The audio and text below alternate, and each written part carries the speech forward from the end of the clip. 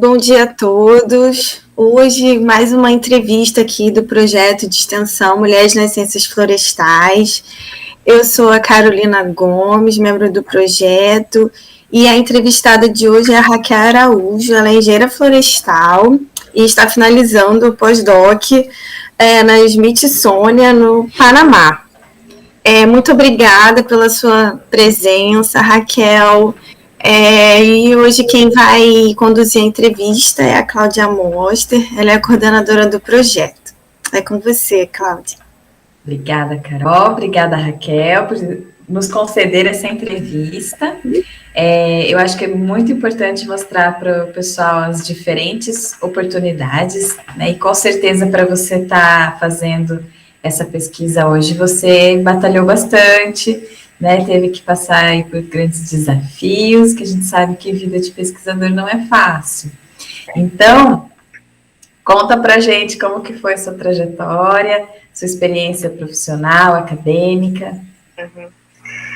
Então, primeiramente eu quero agradecer, né, pelo convite de vocês, né, e para mim é muito legal estar participando desse projeto, né, das mulheres nas ciências florestais, que eu acho tão bacana.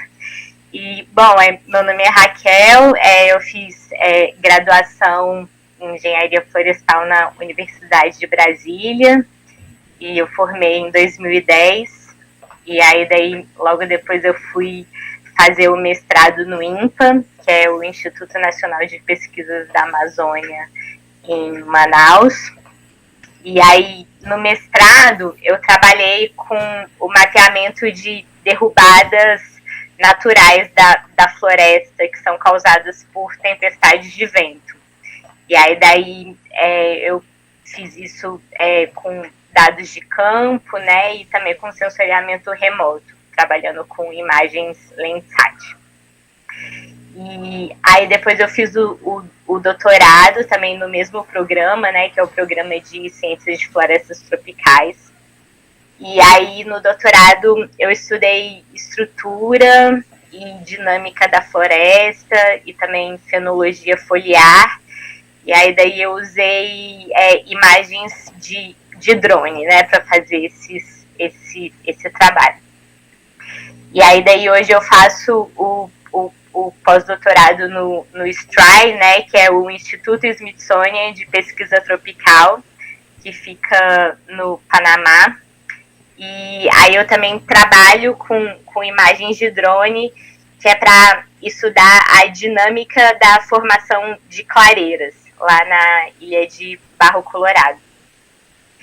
E aí daí eu morei quase 2 anos lá no Panamá, e eu voltei agora em março para Brasília, e daí agora eu tô finalizando o pós-doc trabalhando remoto. Que legal. Uhum. E você já conhecia a Florestal antes de você fazer a sua graduação? Se eu já conhecia a Florestal? Então, eu fiquei sabendo da Florestal no cursinho, né? E porque eu sempre tive esse interesse, assim, né, por essa área ambiental, por influência da minha família mesmo, né? Porque a gente sempre ia visitar parques nacionais e ir para cachoeira e fazer trilha. E os meus pais moram numa área rural daqui de Brasília, que é perto do Parque Nacional. E aí a gente sempre via, assim, muito bicho cruzando a estrada e sempre perto ali do cerrado, né? E aí os meus pais também gostam muito de planta, e aí plantam um monte de árvore lá na chácara, e eles sabem o nome popular e tudo, né? E aí daí eu sempre gostei de estar no meio do mato mesmo, né? E aí daí eu fiz o vestibular para Florestal, né? Eu achei muito legal, porque aqui na UNB, na época que eu fiz, era uma escola bem voltada, assim, para o estudo e para a conservação do cerrado, né? Então, eu gostei bastante. Mas você já conhecia algum engenheiro florestal? Você já sabia como que era trabalhar em engenharia florestal? Não sabia como que era. E aí daí, na universidade mesmo, né, que fui tendo contato com essas várias áreas, assim, mas não tinha, assim, um engenheiro florestal perto, conhecido. E na sua turma de graduação, você lembra se tinha mais mulher do que homem? Então, tinha bastante mulher, né? Não sei se era mais, assim, mas tinha bastante mulheres mesmo, já quando eu entrei. Eu entrei em 2005, né? E já era bastante. E suas professoras? Quantas professoras você tinha? Então, lá no departamento tinha a Alba, que era de manejo florestal, e tinha a professora Janine Felfili, que era do inventário florestal, né? A Janine faleceu, mas, nossa, ela era uma super pesquisadora nessa área, e ela, tipo assim, alavancava as pesquisas lá no departamento, né? Nossa, ela era ótima mesmo. E, bom, foram essas, assim, as mulheres que tinham na florestal. Poucas, né? O resto eram todos homens. E eu acho que ainda continua essa disparidade na UNB. A gente andou fazendo uma pesquisa, ainda tem bastante disparidade entre gêneros nos docentes. Hoje eu não sei exatamente como é que tá, mas eu acho que tem a Alba só de professora mulher, né? Eu acho que todos os outros são homens. E você, em algum momento na graduação, você teve essa relação assim, de querer mais trabalhar com mulher do que homem, ou para você não tinha problema? Essa questão de gênero não entrava nas suas escolhas, para escolher um orientador, por exemplo? Uhum. Não, até o doutorado eu sempre trabalhei com pesquisadores homens, porque, enfim, isso para mim não era o problema, e eu acho que porque eles são maioria, né? Então a gente não tem muita escolha. Hoje, no pós-doc, eu finalmente tenho uma orientadora mulher, né? E para mim isso está fazendo toda a diferença, assim, trabalhar, ter uma orientadora mulher. Eu estou gostando bastante. No que você acha que é diferente, então, ter a orientadora e o orientador? Então, por exemplo, lá no laboratório que eu estou hoje, a gente faz nas reuniões do laboratório, a gente discute bastante essas questões de gênero, sabe? E daí agora eu tô participando, que a minha orientadora está liderando, e daí eu tô participando do grupo que está elaborando o novo código de conduta lá do STRI, sabe? Então a gente tem que discutir, tem que colocar no código de conduta, né, essas questões de assédio, de preconceito de gênero, essas questões, né?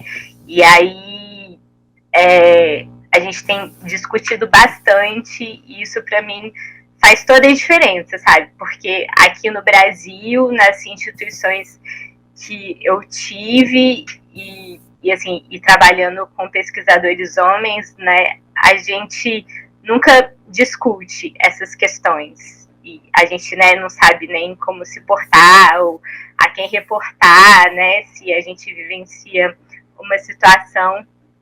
Então, eu acho que tá sendo, assim, diferente trabalhar com uma mulher por ter oportunidade de discutir essas questões de gênero, eu acho. O que é mais importante, né? Sim. E você teve alguma experiência que o gênero foi relevante na sua vida, sim? assim, tive experiências que não foram muito boas, assim, por exemplo, até o doutorado, né, que eu trabalhava sempre com muitos homens, né, daí às vezes acontecia dos pesquisadores se reportarem a colegas meus homens ao invés de mim, sabe, mesmo quando era tema do meu projeto ou de uma atividade que eu estava ali envolvida, né, e não sei, e aí às vezes a gente internaliza aquelas situações em vez de botar para fora e reclamar mesmo, né, como a gente deveria fazer. E mas assim, em questão assim de ser uma coisa motivadora, eu acho que o nosso jeito de ser mesmo, né, e de como lidar com as pessoas, e essa vontade de fazer acontecer, que eu acho que vai movendo a gente para frente, né, e para a gente ter as coisas e fazer acontecer mesmo. Então, falando de motivação, o que motiva você no seu trabalho? Eu acho que a minha principal motivação é estar em campo, né? Porque nesses anos, assim, eu tive a oportunidade de conhecer vários tipos de floresta, assim, no Brasil e em outros países. E eu gosto muito de ver, né, as diferenças das florestas e essa diversidade, sabe? Eu acho muito, muito bonito mesmo. E eu acho que essa é a principal motivação para mim. Raquel, então conta pra gente o que você já estudou, né, da sua pesquisa, o que você já conseguiu de resultado, que te deixa mais, assim, entusiasmada. Uhum. Então, eu fiz várias coisas, né, nessa minha trajetória acadêmica. E aí, por exemplo, na UNB, eu trabalhei com identificação de plantas, trabalhei com extensão rural, né, fazendo construção de viveiro, produção de mudas, e aí daí, no final, trabalhei com SIG, sensoriamento remoto, que foi a área que eu me aprofundei, né, e que eu trabalho mais até hoje. E aí depois, durante o mestrado e o doutorado, né, lá na minha vivência na Amazônia, nossa, foi muito legal. A gente fez várias coisas, assim, mas para mim, como engenheira florestal, assim, foi muito rico, porque hoje eu realmente me sinto engenheira florestal, sabe? Então, eu sei planejar uma excursão de campo, sabe? Coordenar uma equipe e marcar parcela, fazer um inventário, sabe? E analisar os dados, fazer artigo. Então, para mim, isso foi muito importante. E assim, a vivência da floresta foi muito rica, assim, né? Então, lá na ZF2, quando a gente ia fazer os campos, a gente dormia numa área aberta, assim, da floresta, e daí tinha um telhadinho, e aí a gente armava as redes, e aí a gente fazia fogueira toda noite, sabe? Então, aprender a fazer fogueira com a madeira molhada, sabe? E aí daí o céu era super lindo, assim, e aí daí a gente aprendeu a ver a identificar, assim, várias constelações e de estrelas, né? E também dormir na rede, na copa da árvore, imagina, uma árvore gigante, a gente dormindo na rede, assim, lá em cima. E também e fazer os inventários no barco, né? Então, navegar, assim, vários dias no Rio Negro e no Amazonas, que são rios enormes, né? E essa vivência, nossa, realmente foi muito legal. E também agora, em 2019, eu fui fazer um voo de drone lá no Parque Nacional de Amacaiaco, que fica ali na Amazônia colombiana. E aí tinha um grupo de estudantes de graduação da Universidade de Medellín, lá na Colômbia. E aí eles ficaram 6 meses lá fazendo inventário, né? E aí eles passaram Natal e o Ano Novo. E aí eles se dividiam em grupos, assim. Então aí, tipo, um grupo ia para campo, outro grupo ficava na base analisando os dados e o outro grupo era da cozinha, ia fazer a comida. E aí o pessoal da cozinha, aí eles faziam, né, o café da manhã e o almoço, e aí eles serviam, assim, os pratinhos de todo mundo, assim, com a comida, e colocava na mesa, e aí todo mundo sentava, sabe, para fazer as refeições. E aí daí eu fiquei, assim, encantada mesmo, sabe, que são estudantes de graduação, né, e já tendo esse nível de organização, sabe, para fazer um inventário, assim, em condições remotas, né, que lá no campo, assim, longe de tudo. E eu achei muito legal mesmo. Então, isso para mim é bem, assim, importante e motivador. Então, e você que gosta tanto de ir para campo, agora está com os drones fazendo várias coisas para você, né? Como que você enxerga essa revolução tecnológica, então, na nossa área de pesquisa? Então, eu tive essa oportunidade de trabalhar com os drones e com imagens, e eu gosto muito de estar em campo e também fico muito no computador, né? Mas essa questão do drone eu acho muito legal, porque, por exemplo, na Amazônia, as árvores são muito altas, né? E a floresta é muito fechada. Então é difícil da gente estudar assim, o dossel, né? As copas das árvores. Então, com os drones, aí daí a gente tem essa oportunidade de fazer os voos e gerar as nossas imagens, sabe? E aí estudar ali o dossel e as copas assim com detalhes.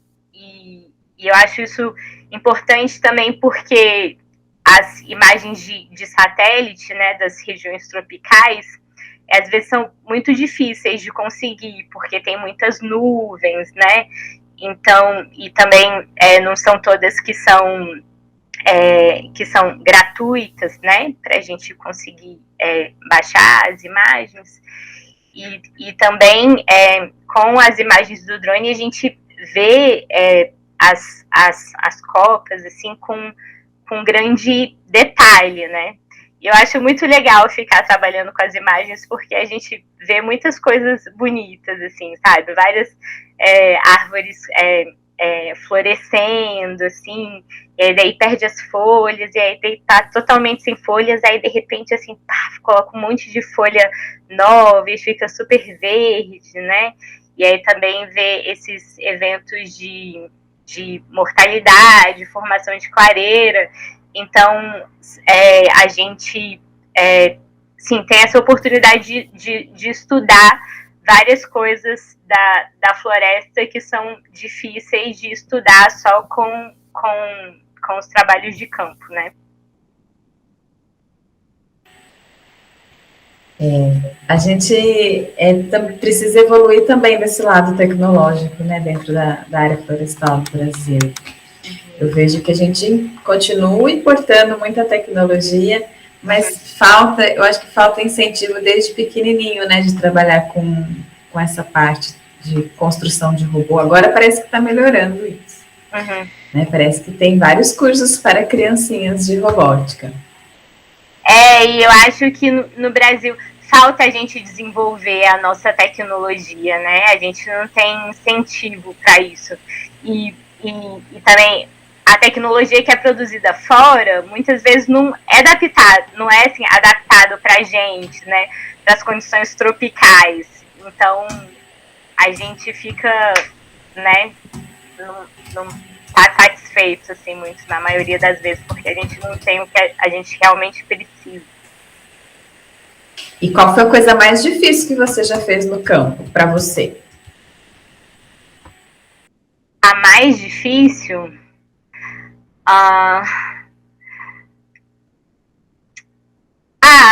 assim, não sei se tem, assim, muito difícil, porque às vezes a gente gosta de passar perrengue, né?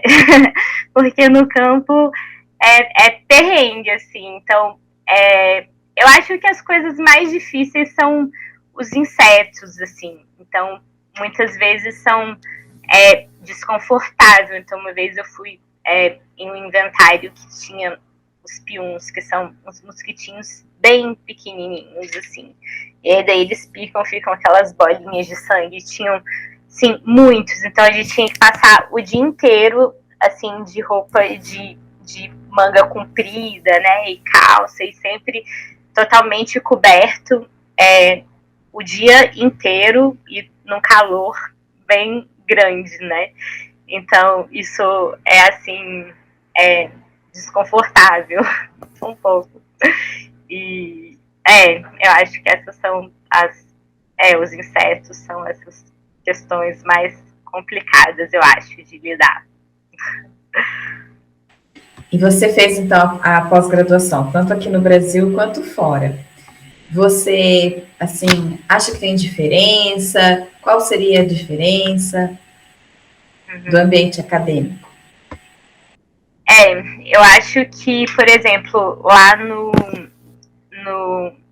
STRI, né, no Instituto Smithsonian, eu acho que tem muito mais recurso, né, para pesquisa do que a gente tem aqui. Então, é muito mais confortável e mais fácil fazer a pesquisa por essa facilidade de conseguir recurso financeiro, né?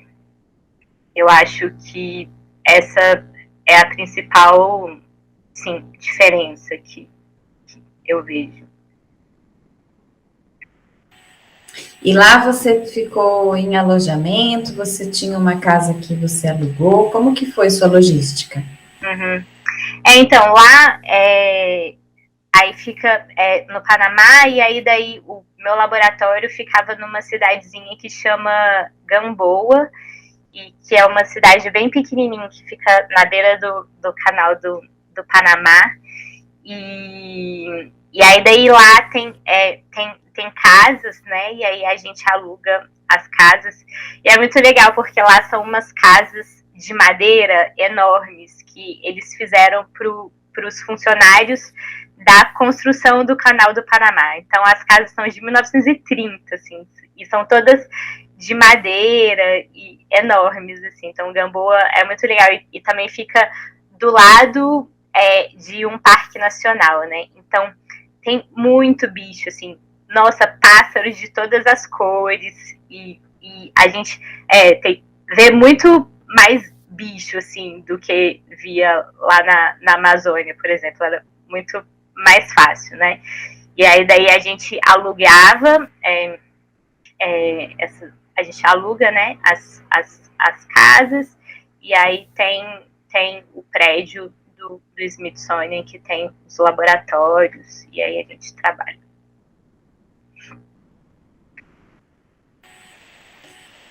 E você fez muitos amigos nesse tempo que você ficou fora do país? Fiz, e aí daí lá também tem várias pessoas de fora, né, de vários países.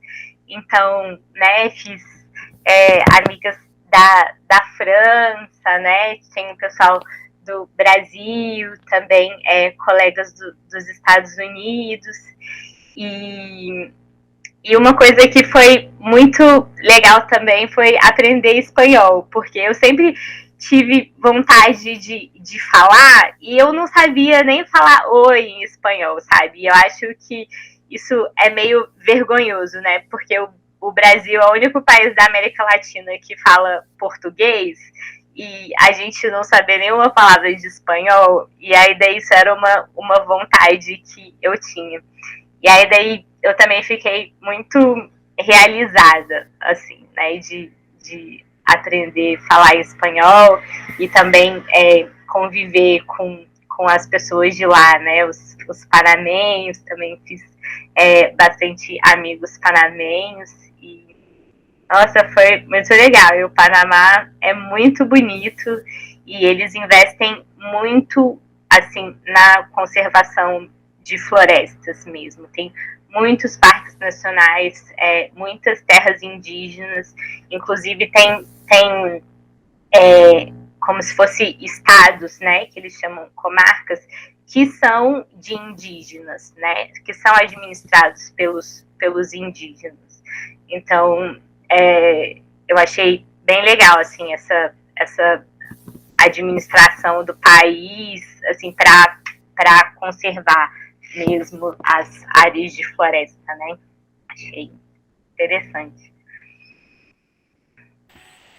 Raquel, e se você pudesse escolher, né, daqui a alguns anos, onde que você gostaria de estar trabalhando, o que você gostaria de estar fazendo, qual a sua projeção? Uhum.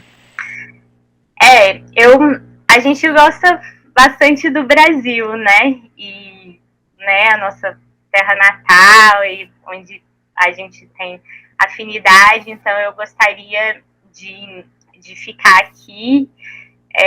Agora estou terminando o pós-doc e aí vamos ver qual vai ser o próximo passo, né?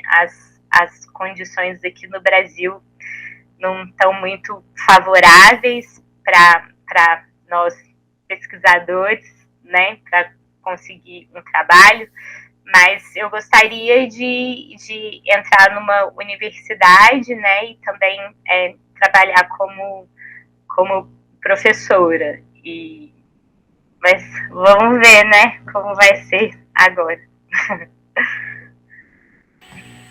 As coisas vão te melhorar, vamos pensar assim. Estamos torcendo. Raquel, você então gostaria de deixar uma mensagem para o pessoal que está começando a engenharia florestal? Uhum.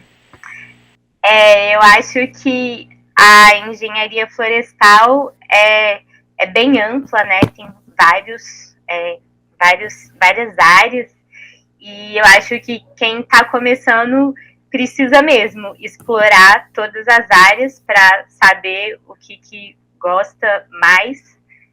Eu, por exemplo, tive um tempo que eu trabalhei com microscopia eletrônica e anatomia. Eu vi que eu não tinha o menor talento para isso, mas tinham amigos que super se identificaram. Então, acho que a gente tem que explorar todas as áreas, e não só dentro da florestal, mas também em outros departamentos, né? Fazer disciplina fora e aproveitar o que a universidade tem para oferecer para a gente, né? E às vezes eu acho que a gente entra novo na universidade e às vezes não tem a maturidade para aproveitar tudo o que a universidade oferece. Mas se a gente puder, né, explorar o máximo possível, eu acho que isso é muito importante. Obrigada, Raquel. Carol, você tem perguntas? Oi, Raquel. Eu gostaria de saber se você tem alguma inspiração na sua vida, alguém te inspirou assim a talvez seguir essa carreira, ou alguém assim que você tem, tipo, quero ser igual essa pessoa, ou parecida. Você admira assim muito. Eu acho que a professora Janine foi uma pessoa importante, né? Porque foi uma profissional mulher que a gente teve na graduação, e ela era muito empenhada mesmo na pesquisa. E a minha orientadora, agora do pós-doc, a Helena Muller Landau, ela também é muito engajada, né, e tem contatos com pesquisadores, assim, de várias áreas, e também eu achei muito bonito que ela e uma colega fizeram uns artigos agora só com coautoras mulheres, né, e que é muito difícil da gente ver atualmente. Então eu acho que elas são pessoas que me inspiram, né? Ok. Obrigada. Eu que agradeço vocês pelo convite, e o projeto é muito bacana, né? Eu vi umas entrevistas e achei muito legal conhecer as trajetórias profissionais de várias mulheres florestais, né? Sim, a gente sempre fica encantadas, né? Toda entrevista que a gente faz, a gente se encanta, porque são histórias de diferentes momentos, né? São diferentes experiências, então é muito legal. E nisso a gente vai formando essa rede, né? Já existe essa rede. Então, em breve a gente vai começar a conectar todo mundo. Ah, com certeza. Raquel, muito obrigada pela sua participação, pela sua, né, disposição em estar participando do projeto. A gente fica muito feliz e foi muito legal conhecer a sua história também, tá? Obrigada a vocês. Então é isso. Tchau. Tchau, até mais.